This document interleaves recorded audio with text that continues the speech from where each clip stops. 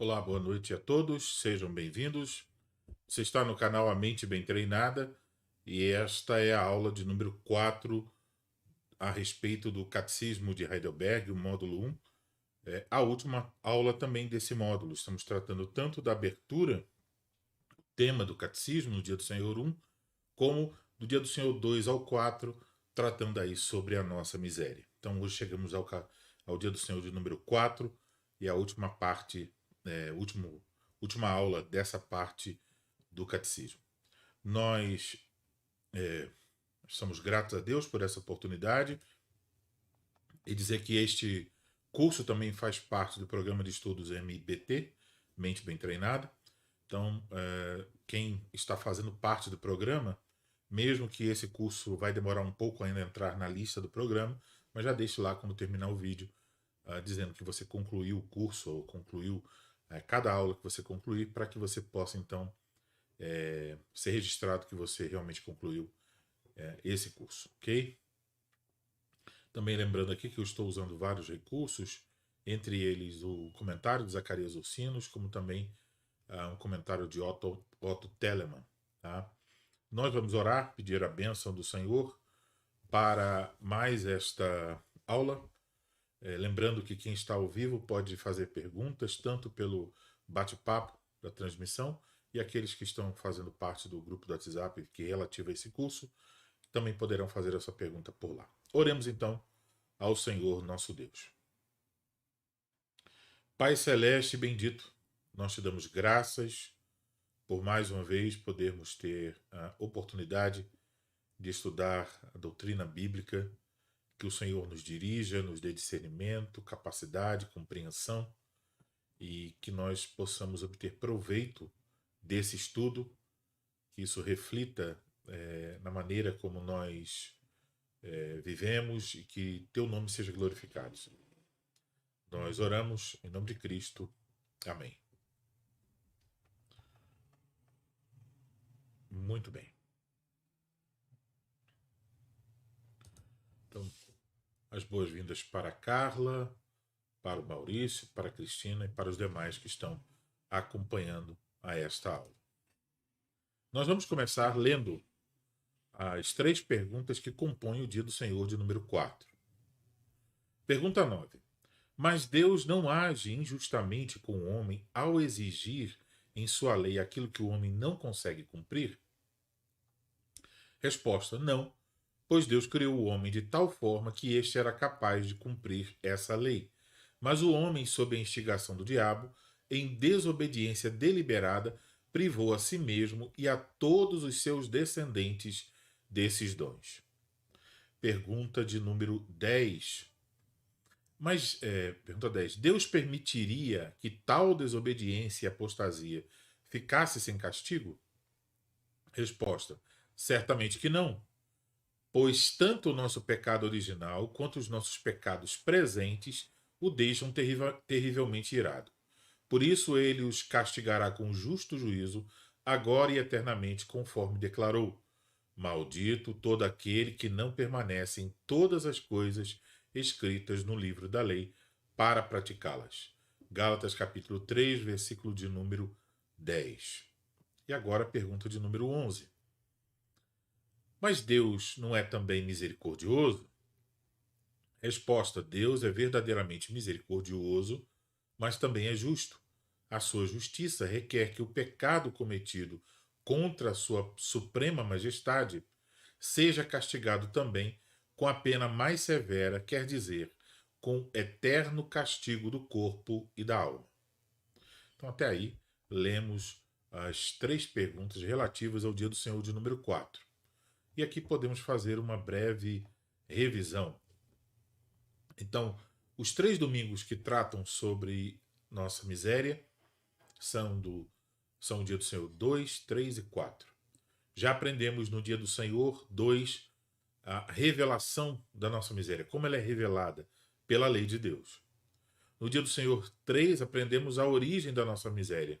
Ela não vem da nossa criação, porque Deus nos criou bons, Deus nos criou refletindo a sua imagem em verdadeira justiça e santidade. A origem da nossa miséria vem da queda dos nossos primeiros pais, que em rebelião e desobediência contra Deus, quebraram então aquilo que Deus ordenara e trouxeram pecado e suas consequências para a vida humana. Então, a revelação da miséria, dia do Senhor 2, a origem de nossa miséria, dia do Senhor 3, e agora, dia do Senhor 4, o castigo para a nossa miséria. Nós vamos então observar cada uma dessas 3 perguntas do dia do Senhor, tendo em mente que o assunto principal é este: o castigo da nossa miséria. Ao final de cada pergunta, eu sempre vou abrir aqui o espaço para que você possa aí fazer as suas perguntas, caso algum de vocês queira perguntar alguma questão. Bom, vamos ler de novo a pergunta 9. Mas Deus não age injustamente com o homem, ao exigir em sua lei aquilo que o homem não consegue cumprir? Resposta: não, pois Deus criou o homem de tal forma que este era capaz de cumprir essa lei. Mas o homem, sob a instigação do diabo, em desobediência deliberada, privou a si mesmo e a todos os seus descendentes desses dons. Então, como você pode observar, a pergunta de número 9 ela está lidando com uma objeção. Alguém fazendo a seguinte acusação: olha, mas se Deus está exigindo uma coisa do homem, que ele sabe que o homem não tem condições de cumprir, quer dizer, obedecer perfeitamente a sua lei, isso não seria injusto Deus exigir uma coisa para a qual o homem não tem condições, não consegue cumprir? Então, levanta-se essa objeção aqui e o catecismo apresenta, então, uma resposta a essa objeção. Então, nós vamos olhar para isso. Primeiro ponto que devemos destacar é que Deus tem o direito de exigir do homem o cumprimento da lei. Alguém, à luz daquilo que nós já aprendemos, pode dizer: como é que eu posso evitar aquilo que é impossível? Quer dizer, se é impossível guardar a lei de Deus, como eu vou conseguir guardá-la? Por que Deus não me criou melhor? Alguém pode perguntar. Mas então, daqui devemos lembrar que Deus originalmente criou o homem em justiça e santidade. Basta lembrar da pergunta de número 6 do Catecismo. O homem era então capaz de guardar os mandamentos de Deus. Então, isso colocou o homem sob a obrigação de obedecer ao Criador, que legitimamente exige tal obediência, porque Deus criou o homem assim, capaz de cumprir. Podemos olhar para um texto que é o texto de Deuteronômio. Eu convido você a abrir a sua Bíblia, porque eu não vou colocar aqui na tela, porque eu sempre esqueço de voltar. Então, nós vamos olhar aqui para o texto de Deuteronômio, capítulo 32, versículo 4. Diz assim: Eis a rocha, suas obras são perfeitas, porque todos os seus caminhos são juízo. Deus é fidelidade e não há nele injustiça. É justo e reto. Então aqui está, inclusive é um salmo, né, que nós temos aqui em Deuteronômio 32, é um cântico, é um salmo, as palavras de Moisés aqui, reafirmando: Deus, ele é a rocha, suas obras são perfeitas, todos os seus caminhos são juízo. Então diz: Deus é fidelidade, não há nele injustiça, é justo e reto. Então o testemunho das Escrituras é sobre, apontando para o fato de que Deus é justo e reto. Tudo o que ele faz é justo. Então, não há nenhuma injustiça da parte de Deus ao cobrar tal coisa do homem. Se Deus, melhor dizer, sendo Deus, né, não se, mas sendo Deus justo, é necessário que ele castigue a desobediência à sua lei. também é correto que ele requeira, exija obediência, quer o homem seja capaz de cumprir ou não. Por exemplo, a parábola do mordomo injusto, ela pode servir de ilustração. Porque mesmo que o mordomo tenha gasto os bens do seu senhor de maneira desperdiçando-os, né? O senhor, quando chega, então cobra corretamente aquilo que ele deveria cobrar.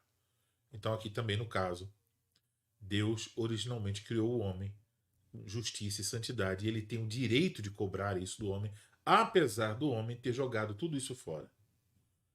O segundo ponto que nós devemos observar é que o homem não pode guardar a lei de. O fato de que o homem não pode guardar a lei de Deus perfeitamente é culpa do próprio homem. A pergunta 7 prova que a culpa é do homem.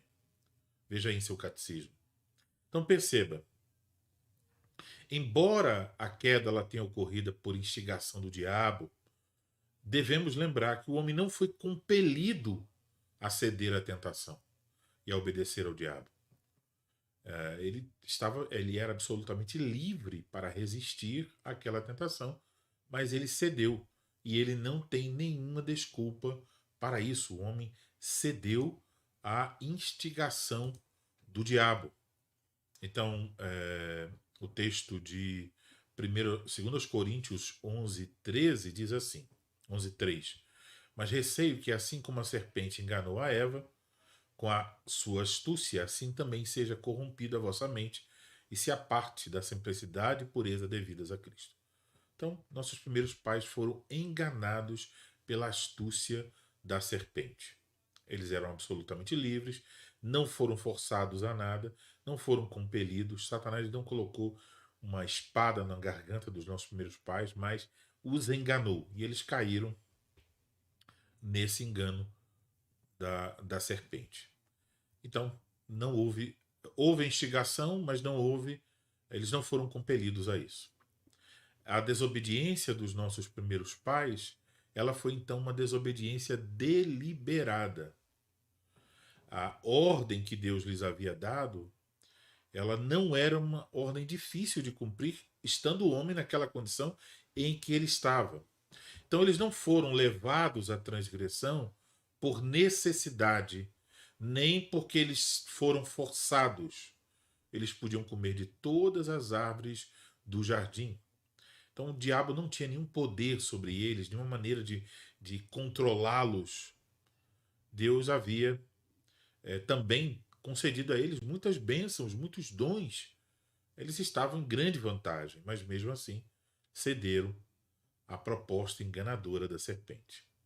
Além disso, deve-se destacar que quando o homem cedeu livremente a essa tentação, a esse engano, ele privou a si mesmo dos dons divinos.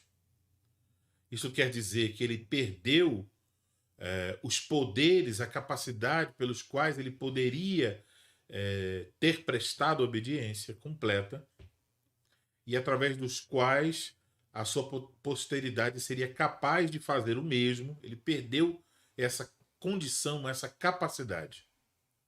Então isso também deve ser levado em conta. Que o homem perdeu e fez com que seus descendentes também perdessem esses dons. O segundo ponto, que toda a sua posteridade, a posteridade de Adão e Eva, deve suportar as consequências. Então, por exemplo, quando um homem vai à falência, toda a sua família passa a pobreza e a necessidade. Então, imagine lá, tem um homem rico e de repente ele vai mal nos seus negócios, ele tem filhos pequenos que não trabalham ainda, etc. E aí, de repente, daquele estado de riqueza, ele vai à falência e cai na miséria. Quem foi o responsável por gerenciar de forma errada a empresa? Ele. Mas ele tem outras pessoas que estão ligadas a ele. Ele é o cabeça de sua família. Então, quando ele sofre esse dano, quando ele fica pobre, quando ele perde suas riquezas, seus filhos, seus netos, seus bisnetos, todos eles deixaram de usufruir essa riqueza que chegaria a eles se ele não a tivesse jogado fora. Então, a mesma coisa quando há credores, né? Eles vão cobrar também. Então, o pecado também é assim. Nós herdamos a culpa do pecado de Adão. Isso é chamado de pecado original. Então, vamos ver Romanos, capítulo 5.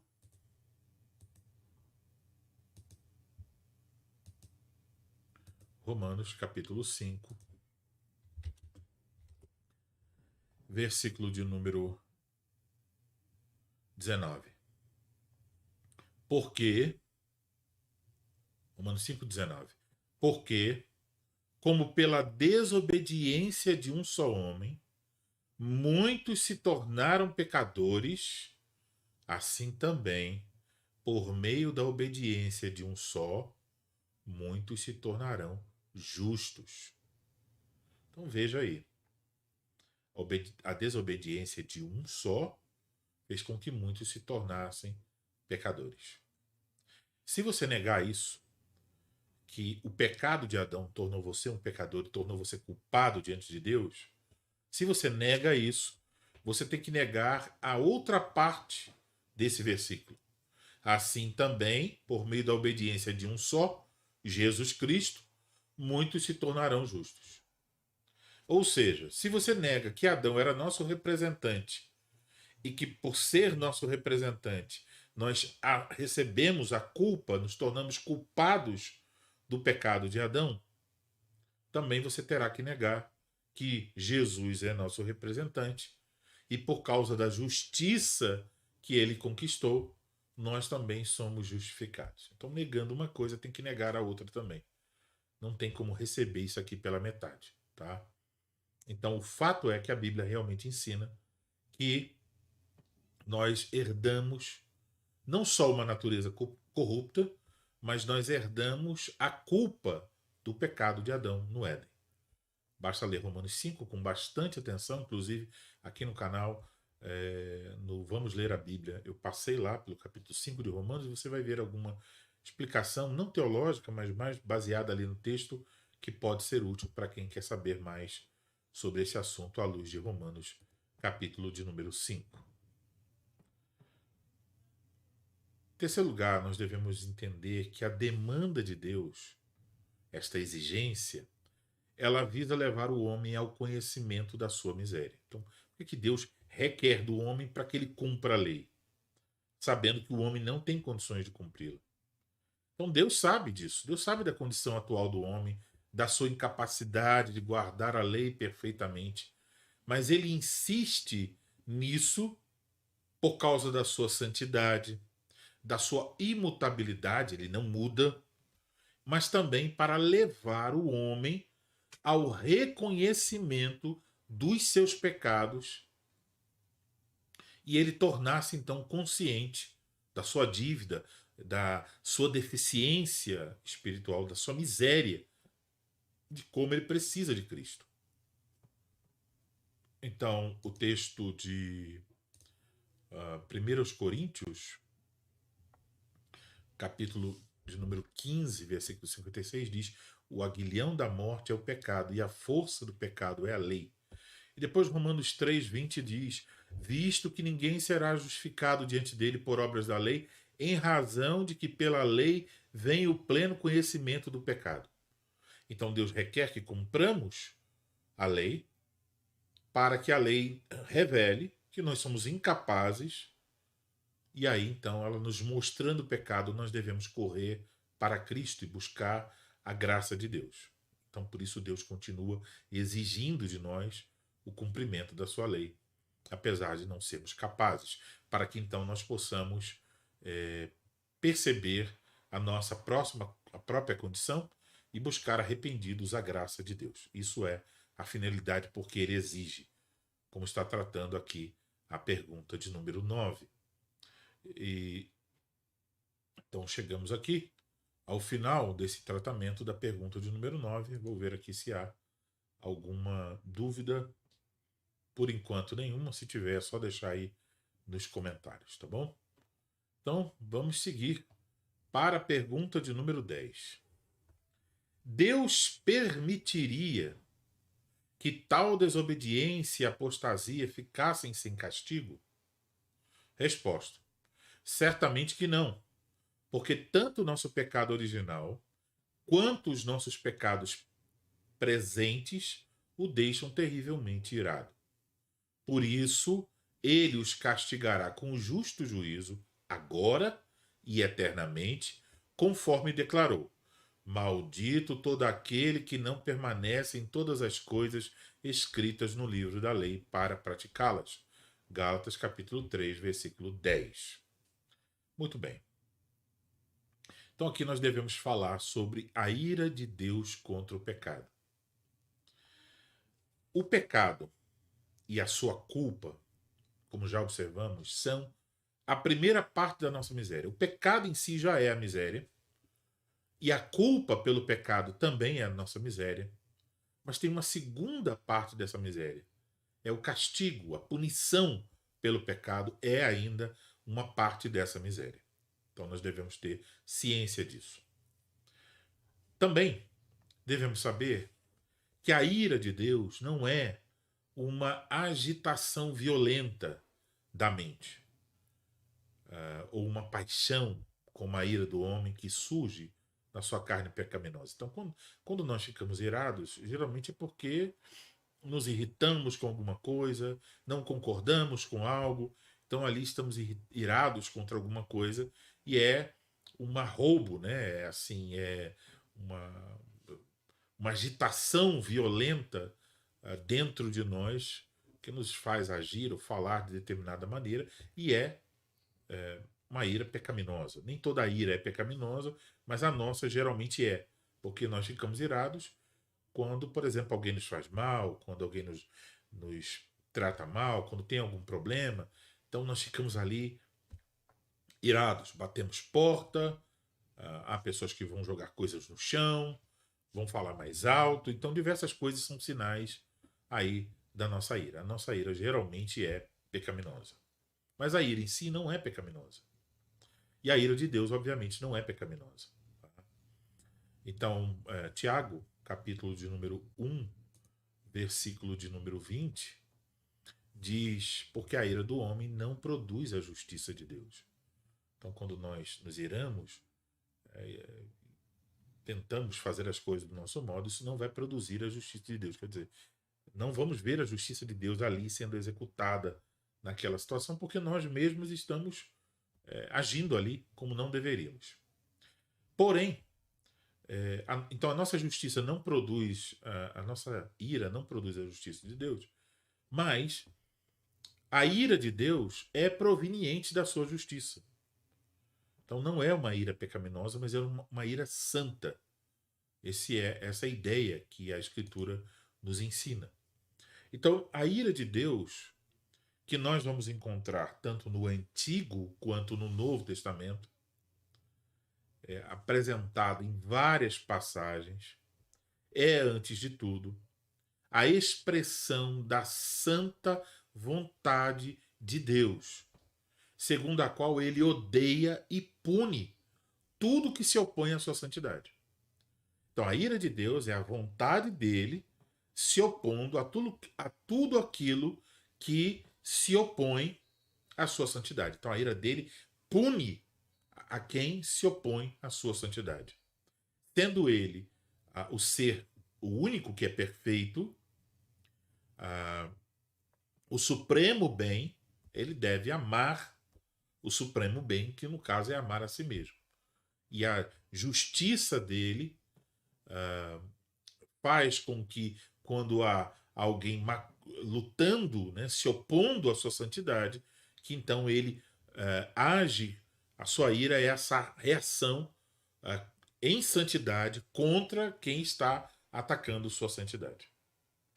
A ira de Deus, então, ela repousa sobre a santidade e a justiça de Deus e se manifesta por meio dela.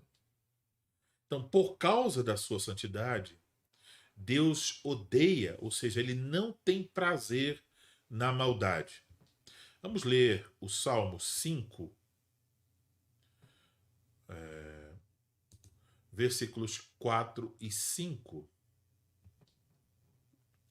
Pois tu não és Deus que se agrade com a iniquidade, e contigo não subsiste o mal. Os arrogantes não permanecerão à tua vista. Aborreces todos os que praticam a iniquidade.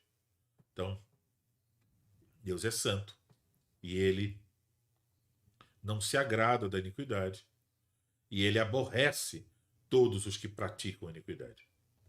Aqui vale apenas destacar um ponto aqui, porque talvez você já ouviu alguém dizer assim: olha, Deus odeia o pecado, mas ele ama o pecador. Vamos ver. Pois tu não és Deus que se agrade com a iniquidade, e contigo não subsiste o mal. Então, realmente, Deus odeia o pecado. Agora vamos ver o versículo 5. Os arrogantes não permanecerão à tua vista. Os arrogantes, pecadores. Aborreces a todos os que praticam iniquidade. Então Deus aborrece não só a iniquidade, mas ele aborrece os que praticam a iniquidade. Então fica muito evidente aqui que Deus derramará sobre eles a sua ira. Isso é o ensino da palavra de Deus. E por causa da sua justiça, Deus então pune a maldade. Ele pune quando os homens a violam. Então, por exemplo, em Romanos, capítulo de número 1, versículo de número 18, diz assim: a ira de Deus se revela do céu contra toda impiedade e perversão dos homens que detêm a verdade pela injustiça. Então, a ira de Deus se revela contra toda impiedade e perversão. Então, a ira de Deus se manifesta contra o pecado, contra os pecadores. Quando diz que Deus não deseja, é que ele não pode permitir que a obediência e a apostasia, ou seja, o pecado, fiquem impunes. Então, ele não se agrada do pecado. Então, ele não pode permitir que quem comete o pecado fique impune. Que quem é desobediente saia ileso. Ele é justo. Então, se aquilo é mal, ele tem que retribuir essa pessoa segundo o mal que ela está abraçando. Um outro ponto também a destacar é que a ira de Deus é terrível. Isso significa não meramente que ele pune o pecado com punições tão terríveis que lançam então temor diante dos homens. Por exemplo, o Salmo de número 2, versículo de número 5 diz: na sua ira, a seu tempo, lhes há de falar, e no seu furor os confundirá. Então os homens ficam confundidos diante da ira do Senhor. Então, dizer que a ira de Deus é terrível não é só dizer que ele pune o pecado com punições terríveis que vão lançar o homem nessa confusão, nesse medo, nesse terror. Mas significa também que, através da punição, ele expressa a grandeza e o poder da sua ira. Terrível, ou seja, com toda seriedade, com zelo. Não é uma coisa assim do acaso, vamos dizer assim, uma coisa fortuita. Não. É intencional. E Deus faz isso com seriedade. Deus faz isso com zelo. Ele zela pela glória do seu nome. Ele zela pela sua santidade. Ele zela pela sua justiça. Então, os pecadores devem receber o equivalente àquilo que estão praticando contra a santidade de Deus. Então a ira de Deus é terrível. Números, capítulo 1, versículo 6 diz: quem pode suportar a sua indignação? E quem subsistirá diante do furor da sua ira? A sua cólera se derrama como fogo e as rochas são por ele demolidas. Então não há ninguém que possa subsistir diante da ira do Senhor. A grandeza e a força do amor de Deus é a medida da sua ira. Sua ira testifica até mesmo sobre o seu amor, porque fica aqui excluída a ideia de indiferença. Deus não é indiferente ao mal. Ele ama o que é bom, o que é justo, o que é correto. E a medida desse amor é a medida com que ele repele tudo aquilo que é contra o que é bom, tudo aquilo que é contra a sua santidade, tudo aquilo que é contra a sua glória, tudo aquilo que é mal, ele repele. E esse repelir é na proporção do seu amor por aquilo que é bom. Então a sua ira dá a resposta devida a quem se levanta contra o que é bom, justo e reto. Em quarto lugar, é preciso destacar que Deus não está apenas irado com os pecados reais cometidos em pensamento, palavra e ação, mas também com o pecado herdado, o pecado original, aquele desejo inato, maligno que nós temos, a nossa natureza corrompida. Então, isso quer dizer que todos os homens, desde Adão até Moisés, mesmo aqueles, como diz Romanos, capítulo 2, mesmo aqueles que não receberam, como Adão, diretamente uma ordem de Deus, ou depois, como Moisés, entregou a lei de Deus ao seu povo, mesmo todas essas pessoas que não receberam uma lei específica, elas morreram, inclusive crianças. Na história, estavam lá, desde Adão até Moisés, morrendo. O fato, Romanos chamou atenção para esse fato para dizer, olha, veja, Adão recebeu a ordem, isso é uma coisa. Moisés depois entregou a lei, isso é outra coisa. Mas entre Adão e Moisés não havia uma lei clara, uma ordem de Deus claramente. Mas mesmo assim, e aí ele diz, onde não há lei, não há pecado. Quer dizer, como Deus julgaria essas pessoas se ele não deu uma lei a elas para que obedecessem? Mas Paulo está dizendo, ele julga do fato de que elas foram representadas em Adão e caíram em Adão. Então eles nascem endividados. Então, por exemplo, se o cabeça da família ele era rico e aí então ele caiu em miséria, quando seus filhos nascem, eles não vão nascer no estado de ricos, eles nascerão no estado de miséria por causa da queda de seu pai. E assim também nós nascemos no estado de miséria, nascemos endividados e culpados pelo pecado de Adão. E de novo, preciso chamar a sua atenção para o que está escrito em Romanos, capítulo 5.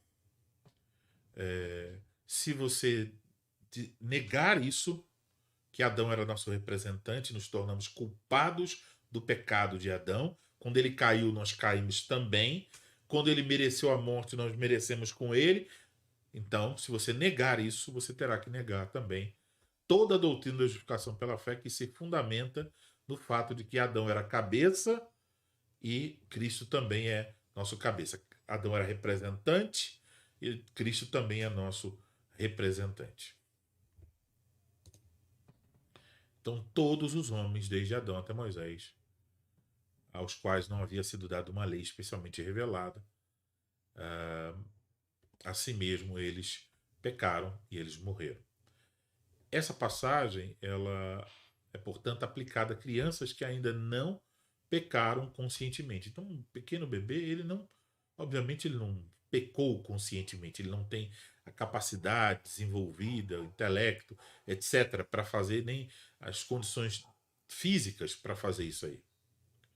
Mas ainda assim, os bebês morrem. Por que eles morrem? Eles morrem porque foi dado a lei de Deus a respeito do pecado. Então, eles morrem endividados diante de Deus. Então, não, por isso o pecado por isso a Bíblia diz que o pecado não é uma coisa que vem depois, mas vem desde a concepção. Nascemos, somos concebidos e nascidos em pecado, diz o Salmo 51. E várias outras partes das Escrituras vão apontar para essa mesma questão. Então, todos nós, desde a concepção, somos culpados diante de Deus, porque Adão era nosso representante, então nascemos com essa dívida, com essa culpa, e só podemos nos livrar dela por meio de Jesus Cristo. Então, Aquela ideia de pensar, a criança não tem pecado e tal, ela não tem fundamentação bíblica, não. E se alguém tentar ir por esse caminho, precisa derrubar Romanos 5. E derrubar Romanos 5 significa também derrubar a doutrina da justificação pela fé.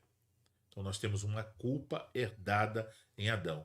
Por causa do pecado de um só homem, a morte reinou sobre todos. É isso que Romanos 5 ensina e o significado disso é o que eu acabei de mencionar aqui. A segunda coisa que devemos olhar é a punição ou o castigo do pecado. Então a sentença da ira de Deus ela não é caprichosa. Quer dizer, ele não está fazendo isso por um capricho. Mas o que estamos vendo aqui, quando ele castiga o pecador, é a sua justiça. Então o homem se afastou de Deus, ele se juntou, o homem e sua esposa se juntaram junto com o diabo contra Deus. Então isso fez com que eles se tornassem merecedores da morte. Gênesis capítulo 2, versículo de número 17, diz assim: Deus avisou, mas da árvore do conhecimento do bem e do mal não comerás, porque do dia em que dela comeres, certamente morrerás. Então o aviso foi bem claro. E Romanos 6, 23 diz, porque o salário do pecado é a morte. Quer dizer, salário é aquilo que você merece receber. Você trabalhou, então receba. O que recebe o pecador pelo seu trabalho no pecado? Ele recebe a morte. Agora, já a salvação diz, mas o dom gratuito de Deus é a vida eterna em Cristo Jesus, nosso Senhor. Você não trabalhou por isso, mas recebe pela graça de Deus. Outro ponto a destacar, que é o número 2, é que a morte, essa palavra na qual estão incluídos aí os castigos do pecado, ela é transmitida a toda a raça humana sem exceção. Vamos de novo a Romanos, capítulo de número 5, versículo de número 12. Capítulo de número 5, versículo de número 12. Portanto, assim como por um só homem entrou o pecado no mundo, quer dizer, por Adão, e pelo pecado a morte, assim também a morte passou a todos os homens, porque todos pecaram. Quando diz aqui todos pecaram, não quer dizer que eles pecaram durante a sua vida. Porque se fosse assim, os bebês não morreriam. Porque os bebês não tiveram tempo ainda de pecar. Mas quando diz aqui todos pecaram, quer dizer que quando Adão pecou, nós pecamos com ele.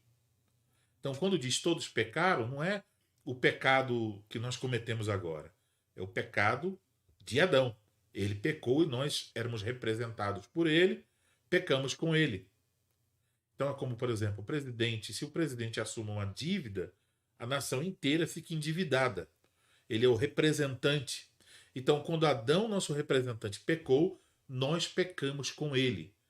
Qual é a prova disso, Paulo? Paulo diz: por um só homem entrou o pecado no mundo, e pelo pecado a morte. Assim também a morte passou a todos os homens. Por quê? Se, vamos dizer, os próximos não tinham ouvido diretamente a lei de Deus, não comerás, e ainda Moisés não tinha chegado com os 10 mandamentos, como é que todas aquelas pessoas morreram? Como é que um bebê pode morrer se ele ainda não cometeu um pecado? Porque esse bebê era representado por Adão, e quando Adão pecou, o bebê morreu com ele. É claro, quando alguém olha para a carinha linda de um bebê, ali toda a sua ternura, né? Aquela coisinha, dormindo no berço, com a roupinha fofinha, muitas vezes a pessoa não quer aceitar essa teologia, pô, não é possível. Aí quer julgar a Bíblia pelos seus próprios pensamentos. Mas o ensino bíblico é esse. E por isso que essas pessoas fogem, né, geralmente, de passagens como essa aqui. Mas Romanos 5 está deixando bem claro. Pecamos quando Adão pecou. Pecamos com ele. Por isso é que todos morrem. Independente se é adulto, se criança, morrem todos. Porque todos pecaram em Adão. Então somos endividados. Todos merecemos o juízo e a condenação.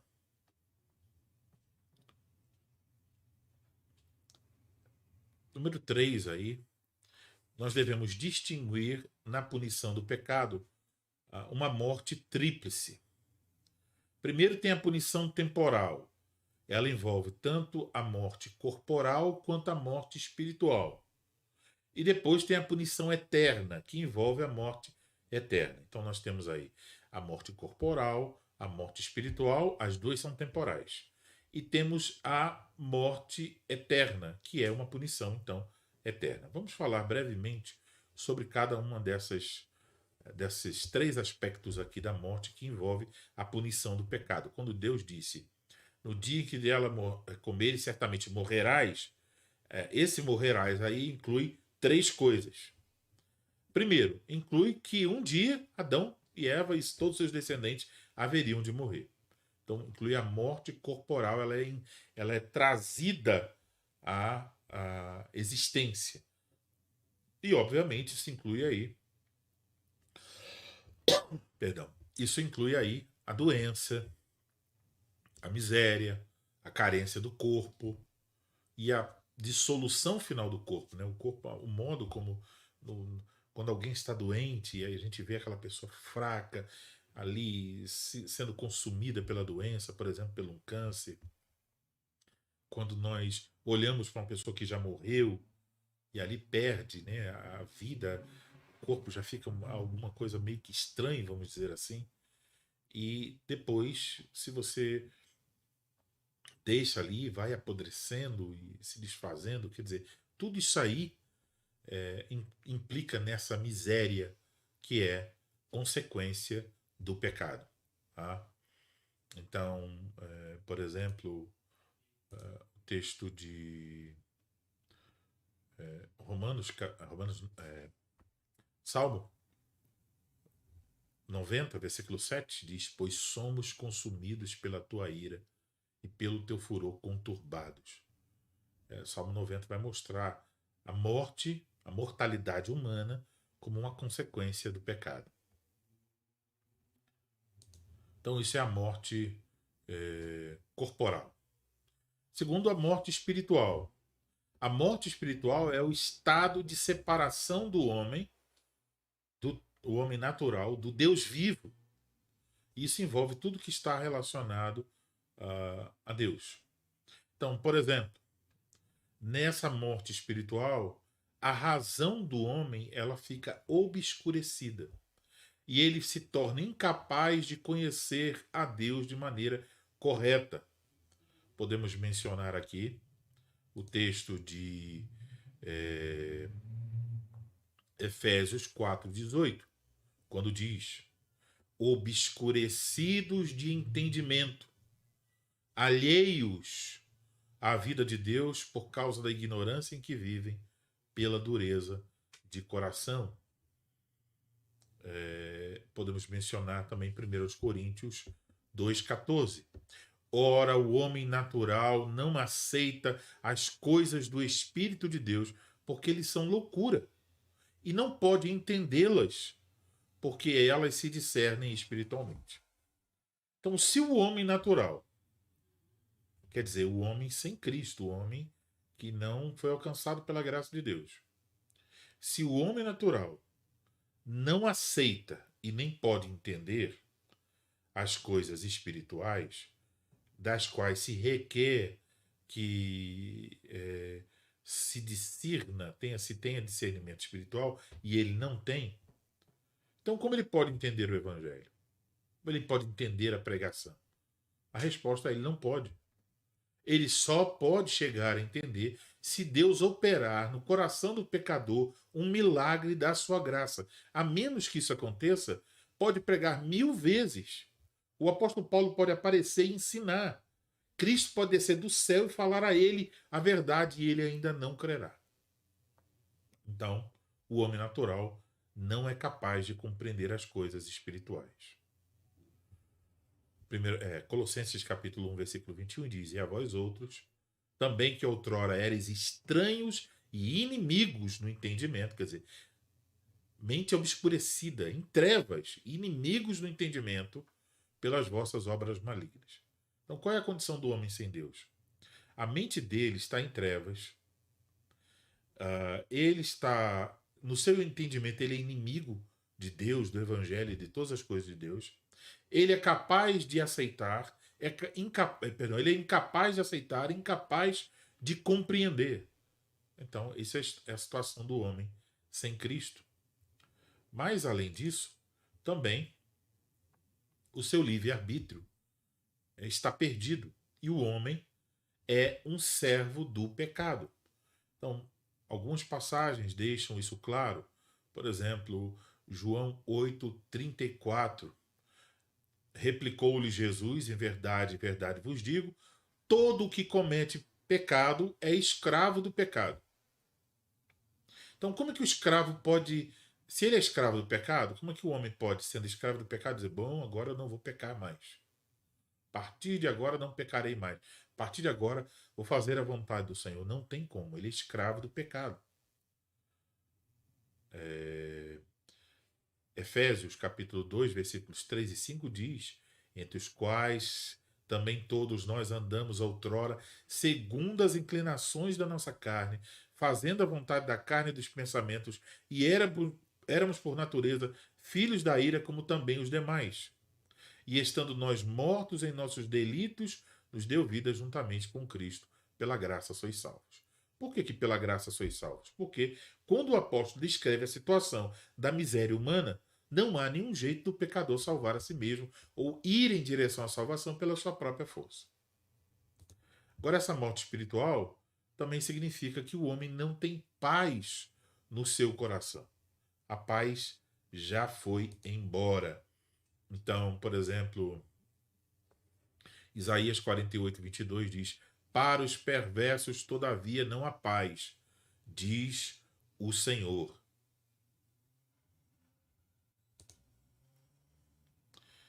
Também devemos destacar que a morte, agora já falamos sobre a morte corporal, a morte espiritual, e agora falar sobre a morte eterna. Essa morte eterna, ela consiste nos tormentos que vêm sobre o pecador depois desta vida, no corpo e na alma, e que continuarão por toda a eternidade. Jesus Cristo nos alertou sobre isso. Por exemplo, em Mateus 10:28, ele diz: não temais os que matam o corpo e não podem matar a alma. Temei antes aquele que pode fazer perecer no inferno tanto a alma como o corpo. Então não é um sofrimento apenas da alma no inferno, é um sofrimento da alma e do corpo. É um eterno sofrimento, longe da presença de Deus.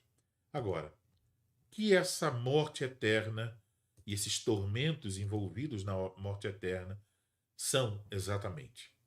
Podemos mencionar três coisas aqui.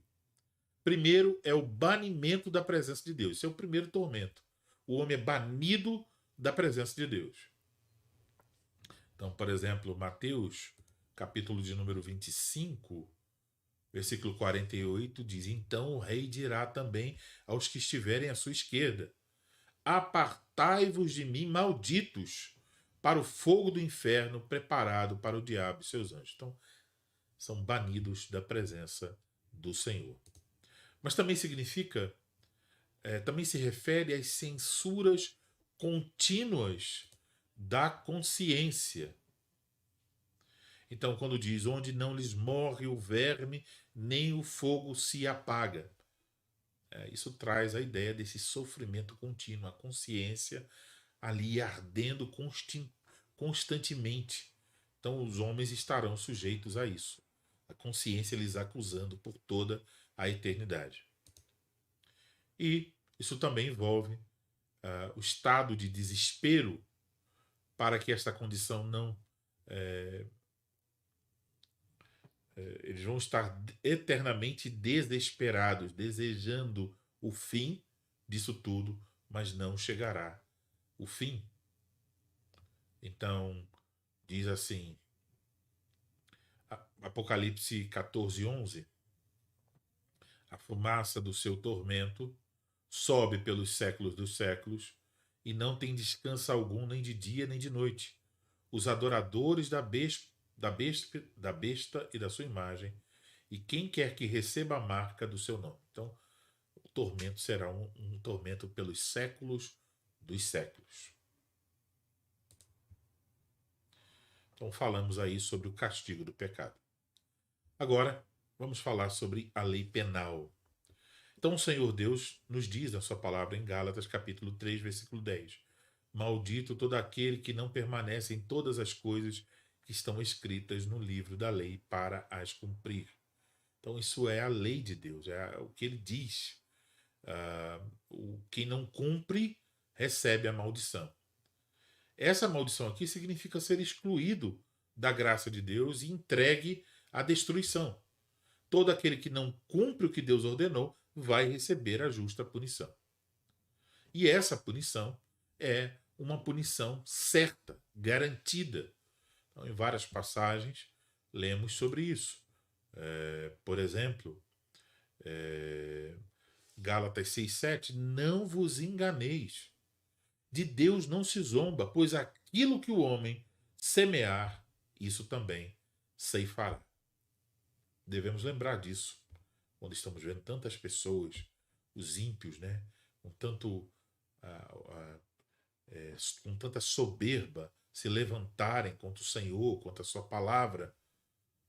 Eles estão semeando e eles haverão de colher integralmente aquilo que semeiam. Vamos mencionar também os julgamentos de Deus. Então, os julgamentos de Deus nas Escrituras, eles são colocados diante de nós para nos mostrar o quê? Que Deus é justo.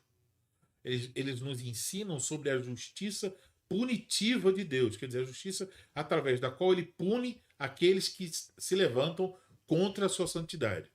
E esses julgamentos que nós encontramos na Bíblia, esses julgamentos servem como uma advertência e exortação, porque estão dizendo, olha, Deus é justo, e se alguém lhe desobedece, se alguém se levanta contra ele, vai receber a medida que lhe cabe receber na justiça de Deus.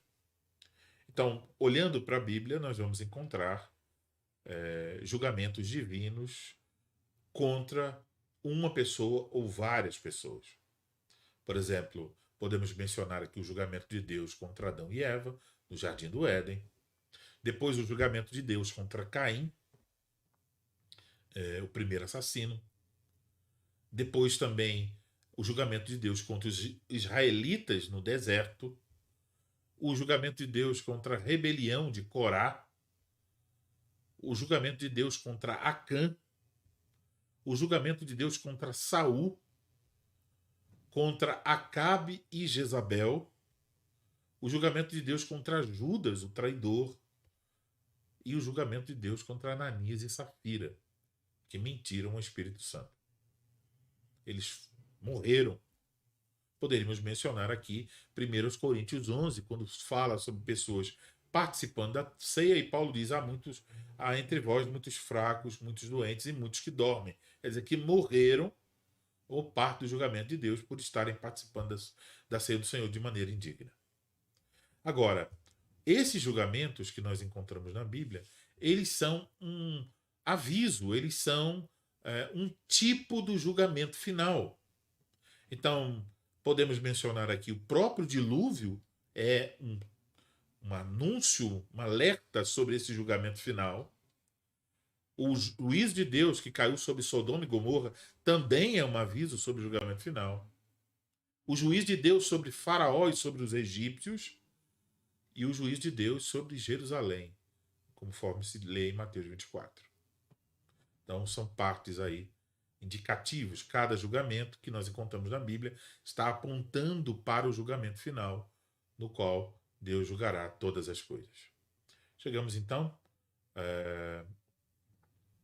Vou ver aqui se tem alguma dúvida. Temos aqui duas perguntas.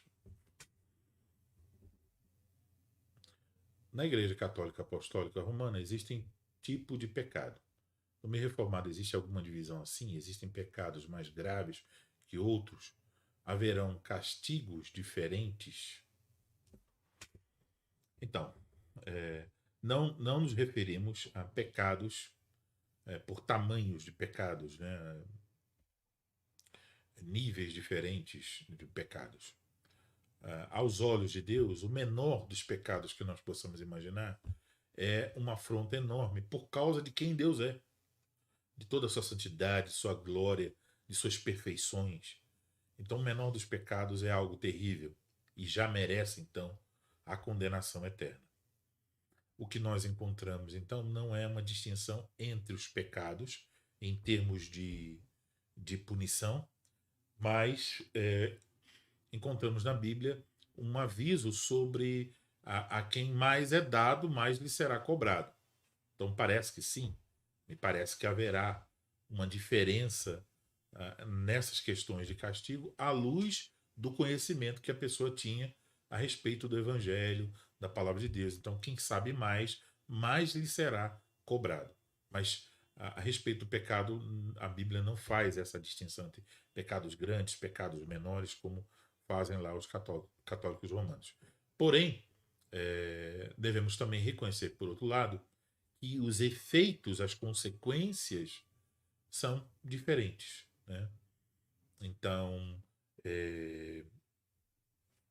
existe uma diferença, por exemplo,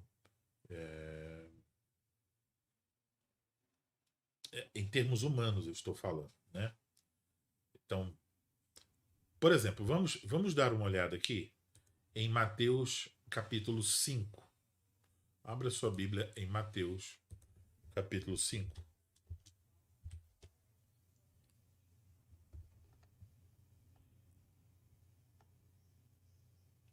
Versículo 21. Mateus 5, 21. Ouvistes que foi dito aos antigos: não matarás. Quem matar estará sujeito a julgamento. Então, ainda hoje, vamos concordar, né? Matar é algo terrível, tirar a vida de outra pessoa. Então, Jesus está citando a lei e quando diz quem matar estará sujeito a julgamento, está citando aqui os rabinos, né? Eles iam dizer isso. Jesus diz assim: eu, porém, vos digo. Com isso, Jesus não quer desfazer do mandamento, não matarás, mas ele quer mostrar o real sentido do mandamento. Todo aquele que sem motivo se irá contra seu irmão estará sujeito a julgamento. E quem proferir um insulto a seu irmão será sujeito a julgamento do tribunal. E quem lhe chamar tolo estará sujeito ao inferno de fogo. Então perceba. É claro que em termos de consequência existe, quando você tira a vida de uma pessoa, imagine, alguém ficou sem pai, uma esposa ficou sem o marido, várias coisas são decorrentes daí. E quando você simplesmente chama alguém de tolo, isso parece muito menos grave, né? E, pelo menos na justiça humana é. Mas Jesus diz, olha, aí, nesse pecado, quando chama alguém de tolo, existe uma ira, uma raiva, um problema no coração que equivale, pela perfeita justiça de Deus, ao próprio homicídio. Então, quando a pessoa pratica tal coisa, ela se torna réu aos olhos de Deus, assim como alguém que praticou homicídio. Então, por exemplo, o apóstolo João vai dizer: todo aquele que não ama seu irmão é homicida. Então veja aí como o parâmetro, né, que nós temos aí na palavra de Deus. Então, na teologia reformada, não vamos falar assim de pecados menos graves, pecados mais graves. Cremos que todo pecado é uma afronta contra Deus. E, como vimos aí no texto, Jesus diz que chamar alguém de tolo já faz a pessoa sujeita ao inferno de fogo, assim como tirar a vida de outra pessoa faz aquela pessoa se tornar réu do inferno. Vamos ver a outra pergunta.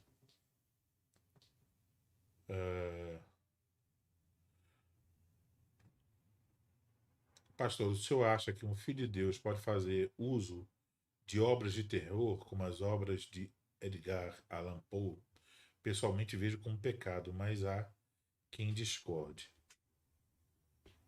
Daniel, eu não li nenhuma obra de terror do Allan Poe. Então não sei exatamente o que tem lá. É, eu não sei se podemos dizer que vamos encontrar alguma coisa que valha a pena nesse sentido, nesse tipo de obra aí. Não estou falando de outras obras dele, mas essas obras que você está mencionando aí. Se vai, se é edificante para um cristão, se é bom, se ele vai estar perdendo tempo. Então pode ser até que ele esteja pecando por outras razões, né? Por negligência, por não usar o tempo com coisas edificantes e etc. Mas eu não sei se seria necessariamente pecado. Eu não sei bem o conteúdo que tem lá. Mas eu posso dizer que obras que um cristão não deve ler são obras que têm blasfêmia, que desonram a Deus, que falam contra o Evangelho. Nós não devemos compactuar com essas coisas. Romanos fala sobre não somente aqueles que as fazem, mas que também consentem. Então nós não devemos consentir com esse tipo de coisa. Devemos nos opor, inclusive rejeitando, né, obter algum proveito ou prazer naquele tipo de leitura. Mas eu não posso falar especificamente sobre esse autor. E acho que vai depender muito do conteúdo que lá existe para tomar uma decisão. Então, me perdoe por não poder falar mais, porque realmente eu ainda não li. Eu só tenho um livro aqui dele, mas não é um livro de terror. Tá? Que eu também não li. Então, isso é outro ponto aí. Muito bem, vamos seguir então para o nosso próximo ponto, é a pergunta 11. Mas Deus não é também misericordioso? Deus é verdadeiramente misericordioso, mas também é justo. A sua justiça requer que o pecado cometido contra a sua suprema majestade seja castigado também com a pena mais severa, quer dizer, com o eterno castigo do corpo e da alma. Então, vamos aí tratar a última pergunta do dia do Senhor 4, que é a pergunta 11. Em primeiro lugar, vamos falar sobre a misericórdia de Deus. Sabemos, Deus punirá o pecado temporária e eternamente, ou seja, nessa vida e na eternidade. O Salmo de número 90, versículo de número 11, ele nos diz: Quem conhece o poder da tua ira e a tua cólera segundo o temor que te é devido? Então, Deus realmente é um Deus justo que derrama sua ira contra o pecado e contra os pecadores. Então, uma objeção é trazida, né, a esta lei de Deus aqui, né, nessa pergunta, dizendo: bom, como que Deus vai punir o pecador? Mas Deus não é misericordioso? Então, se ele é misericordioso, como é que ele vai punir o pecador? Então, essa objeção, ela tenta fazer o quê? Ela tenta colocar a misericórdia de Deus contra a justiça de Deus. Então, isso muitas pessoas, ao argumentarem, vão fazer coisas parecidas. Querer, se Deus é assim, então por que ele faz isso? Né? Isso a gente ouve todo o tempo. Isso é o que os ateus vão dizer em vários outros assuntos. Né? Se Deus é um Deus de amor, por que coisas ruins acontecem? Ele não é um Deus de amor? É. Ele não tem poder sobre todas as coisas? Tem. Ele não é soberano? É. Então por que, que ele ainda está deixando as pessoas sofrerem? E tudo isso, essas perguntas, elas vêm justamente porque essas pessoas escolhem ignorar propositalmente os outros atributos de Deus e o que a Bíblia diz sobre o pecado. Então, quando você ignora o que é o pecado, quando você ignora a santidade, a justiça, a ira de Deus, então, obviamente, você, quando vê uma desgraça acontecendo, diz: se Deus é bom, por que isso está acontecendo? Então, o homem não entende. Ele fica, então, querendo chegar à seguinte conclusão: ou Deus é mau, ou ele não existe. Porque se ele fosse bom, poderoso, amoroso, então ele deveria estar ajudando as pessoas e ele está deixando muitas coisas ruins acontecerem. Então, a primeira coisa que nós precisamos reafirmar aqui é que Deus realmente é misericordioso. No Salmo de número 86, versículo 15, diz assim: Mas tu, Senhor, és Deus compassivo e cheio de graça, paciente e grande em misericórdia e em verdade. Então, sim, Deus é compassivo, ele é cheio de graça, ele é grande em misericórdia. O apóstolo Paulo, na sua epístola aos Romanos, nos fala sobre as riquezas da misericórdia de Deus. Sim, Deus é misericordioso. Mas a misericórdia de Deus, ela não é negativa. Ela não é uma fraqueza. Não é assim um ponto baixo e negativo. Ela não consiste em que Deus negligencia, deixa para lá o pecado do homem e deixa que o homem fique impune do seu pecado. Isso os pais terrenos às vezes fazem. Por exemplo, Eli, ele sabia que seus filhos estavam em pecado, mas ele foi misericordioso, né? Ele foi complacente com o pecado de seus filhos. Deus não é assim. Ele é o Deus que pune os pecadores. Então, mas ao mesmo tempo, então ele não negligencia, não deixa para lá. Então veja, quando nós estamos falando de perdão de pecados, nós não estamos falando que Deus olhou para nós e disse assim: bom, eu vou perdoar o pecado deles, eu vou deixar para lá. Esquece isso, vou deixar para lá, não vou cobrá-los, não vou puni-los. Deus não podia fazer isso. E por que razão? Porque ele é justo. E na sua justiça, ele deve dar a cada um conforme a pessoa merece. Então, qual foi a solução? Já sabemos. Deus enviou o seu filho, que morreu em nosso lugar, satisfazendo a justiça de Deus. Então, Deus puniu os nossos pecados, puniu em Cristo. Mas, ao mesmo tempo, ele foi misericordioso para conosco, nos dando a salvação em Cristo Jesus. Então, Deus não é como os pais aqui da terra. Ele providenciou os meios para que nós obtivéssemos perdão por meio de seu Filho Jesus Cristo, mas ele não foi negligente para com o nosso pecado. Ele não deixou de lado e disse assim: deixa para lá. Não foi assim. Se Deus permitisse que o nosso pecado ficasse impune, então quem ia temer a Deus? Se falasse assim: Deus é justo, mas a misericórdia dele é maior do que a sua justiça. Então, se a misericórdia é maior, mesmo que ele deva punir, ele não pune.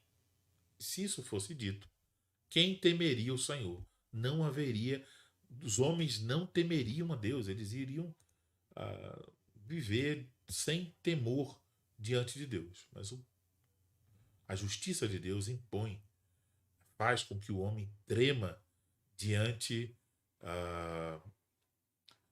da justiça de Deus. Então, por exemplo,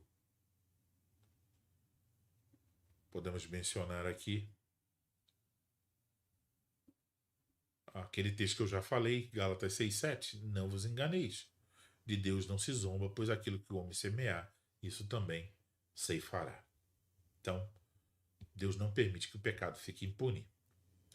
Mas agora, então falamos da misericórdia de Deus. Deus é misericordioso de fato.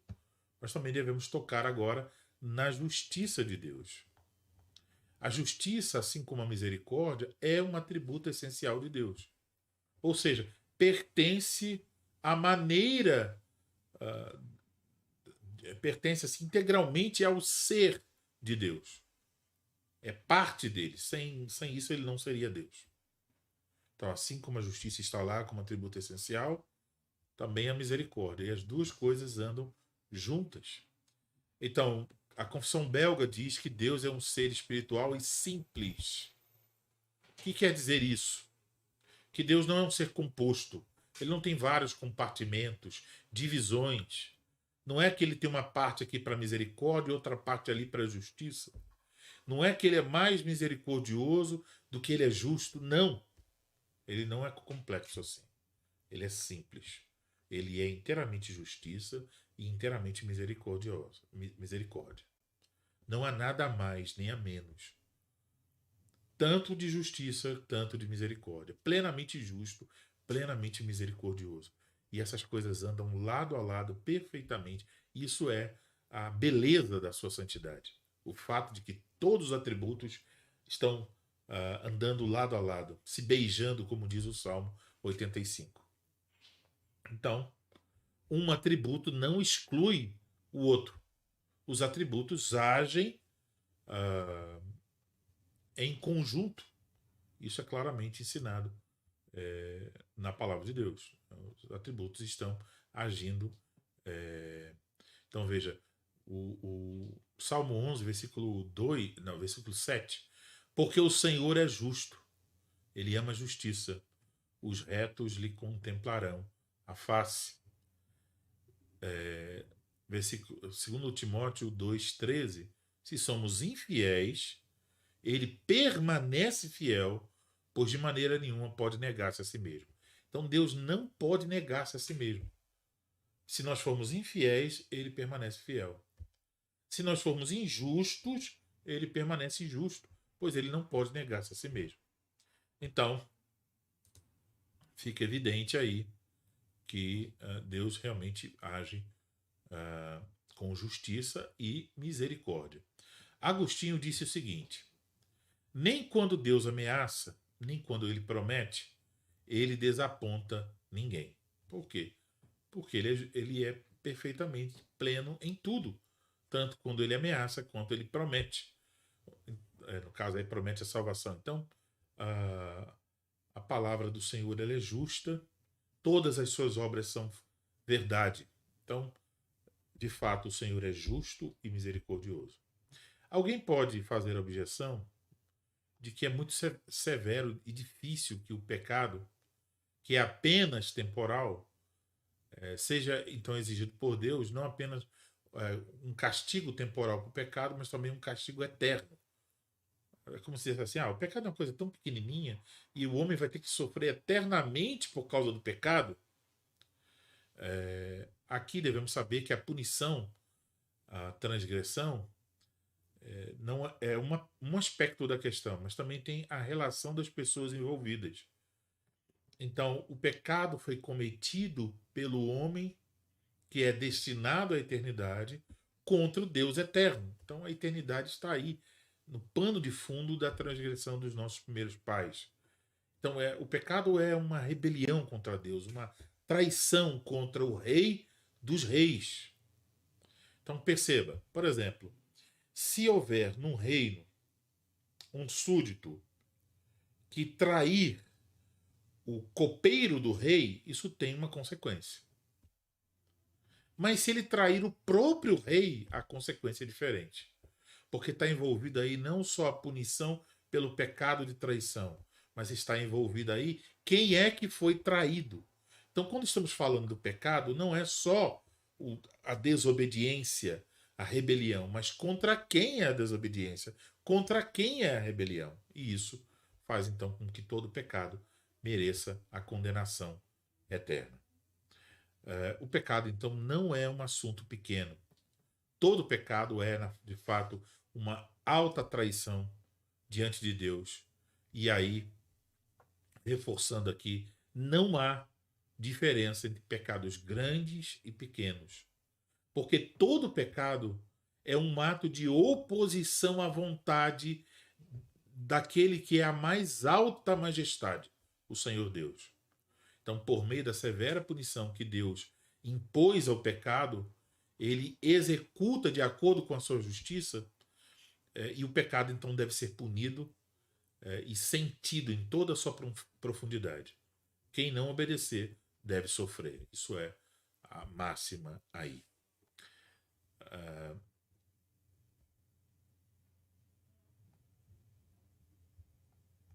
devemos observar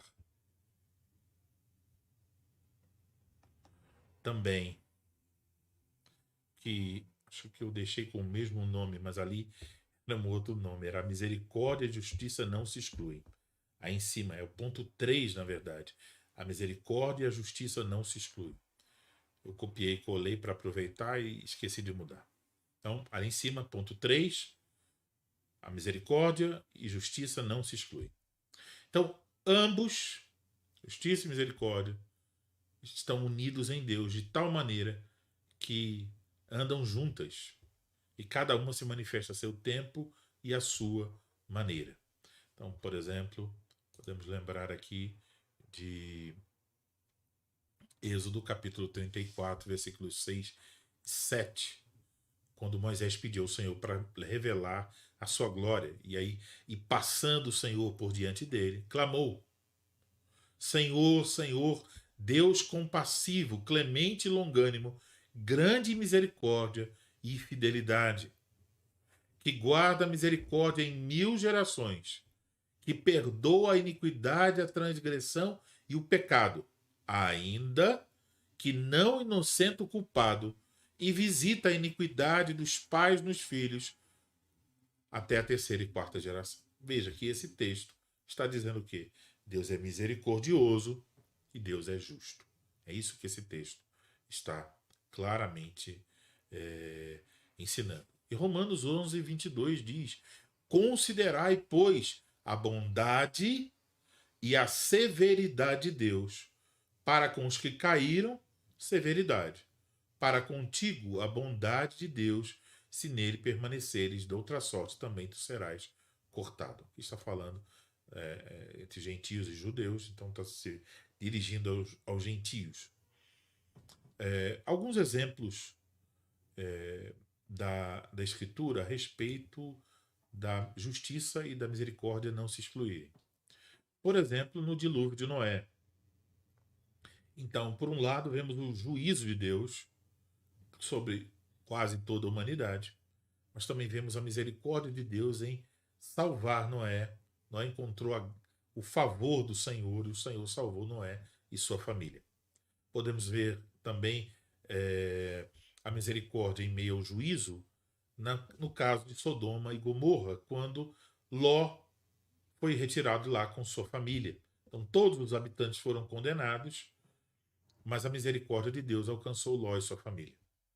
Também na parábola da figueira estéril, porque a misericórdia divina diz: deixe-o também este ano, quer dizer, para cuidar, tratar, para ver se dá frutos.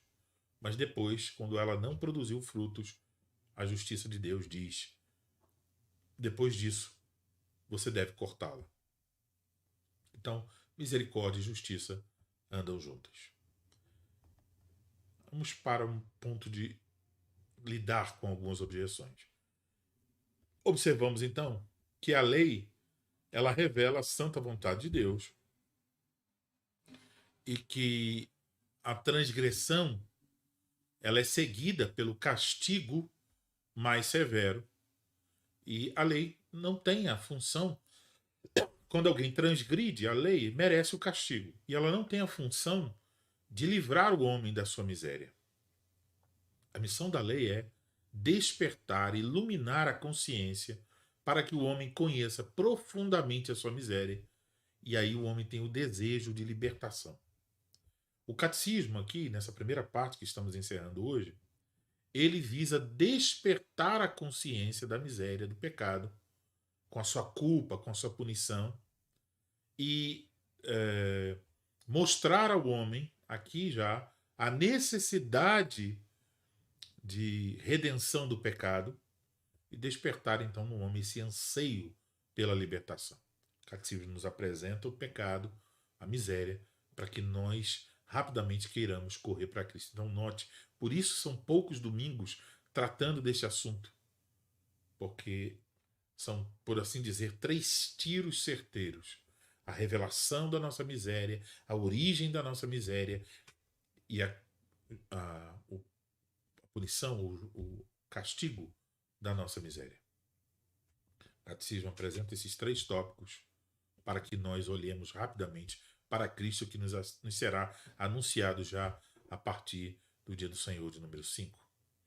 Então, o catecismo apresenta a palavra de Deus para que vejamos isso, nos faz olhar para nós mesmos também, para a nossa experiência como pecadores, mas assim mesmo, a razão natural do homem faz com que ele não queira aceitar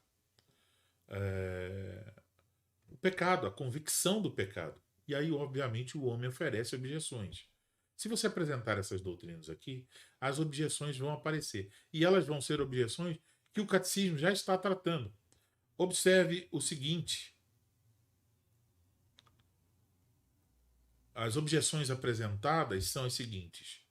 Se o propósito de Deus não é a causa, se o próprio Deus não é a causa do pecado. Isso foi tratado lá na pergunta 6, dizendo, não, Deus criou o homem bom e conforme a sua imagem. A outra objeção é se não há alguma capacidade para o homem, para o bem no homem, se o homem ainda não é capaz de obedecer, se ele não tem o livre-arbítrio, a condição de escolher a Deus, de livrar-se do pecado. O catecismo também vai negar isso. O homem é mau. Outra objeção, isso foi lá na pergunta 8 que tratou disso, né? Outra objeção, se Deus em suas demandas não comete injustiça ao homem, quer dizer, exigindo que o homem cumpra a lei, quando Deus sabe que o homem não tem condições de cumpri-la. Isso foi tratado na pergunta 9. E respondeu-se que quando Deus exigiu isso do homem, o homem tinha condições. Então ele deve cumprir. E agora, nessa pergunta final, se a misericórdia de Deus não está em contradição com a punição contra o pecado. Isso na pergunta 11. Então, objeções que a mente humana tenta levantar contra o ensino bíblico sobre a nossa miséria. O objetivo visado aqui no catecismo é de trazer convicção, de persuasão pela palavra de Deus e de fazer com que nós venhamos a dizer como Davi, eis que te comprazes na verdade, no íntimo e no recôndito me fazes conhecer a sabedoria, quando nós ouvimos esse ensino bíblico. E ao ouvi-lo, nós devemos repetir as palavras de Paulo, desventurado homem que sou, quem me livrará do corpo desta morte? E aí logo devemos olhar para o Senhor Jesus Cristo, o nosso Salvador, que é apresentado a partir dos próximos domingos do Catecismo. Vejamos se tem aqui alguma dúvida. Parece que não. Então, chegamos ao final de mais esta aula. Ok? Então, não há nenhuma dúvida que tenha sido registrada aqui. Então, nós vamos concluir. Quero agradecer a todos vocês que estão assistindo a aula ao vivo. Que o Senhor abençoe a disposição. As perguntas sempre são bem-vindas e ajudam bastante. Dizer que nós vamos ficar aí sem essa aula por 2 semanas, então, ou 3, eu não me lembro agora, mas só retornaremos às aulas no início do mês de junho, mesmo dia, às quintas-feiras. Então ficaremos aí algumas semanas, eu vou providenciar os exercícios para que vocês possam fazer, continuar estudando, mas as aulas só retornarão aí no começo do mês de junho, tá bom? Isso está valendo para aquela turma que está lá no grupo, mas os outros que vão assistir aqui no YouTube também vão ter que esperar algumas semanas para aprender sobre o Dia do Senhor número 5. Então, de bloco em bloco, a gente vai seguindo, às vezes dando um espaço aí entre um bloco e outro, ok? Vamos orar, agradecer ao Senhor por essa noite. Pai Celestial, graças te damos pelo que aprendemos e como nos alegramos que o Senhor é Deus misericordioso e justo, perfeito em todas as tuas obras, toda a tua palavra, todo o teu ser. Obrigado, Senhor, porque cumpriste a tua justiça por meio do mediador, que é o nosso Senhor Jesus Cristo. Mas também obrigado porque fostes misericordioso, nos dando esse Salvador que assumiu o nosso lugar. Então a tua salvação é perfeita Nós nos encantamos com um modo maravilhoso e sábio, como o Senhor fez com que sua justiça e a sua misericórdia se abraçassem na cruz. Bendito seja o teu nome. Abençoa o restante dessa noite, dá-nos descanso, abençoa o restante da semana, abençoa os estudos da tua palavra. Nós rogamos isso em nome de Cristo. Amém. Muito bem, obrigado pela atenção. Que o Senhor te conceda a sua graça e a sua paz.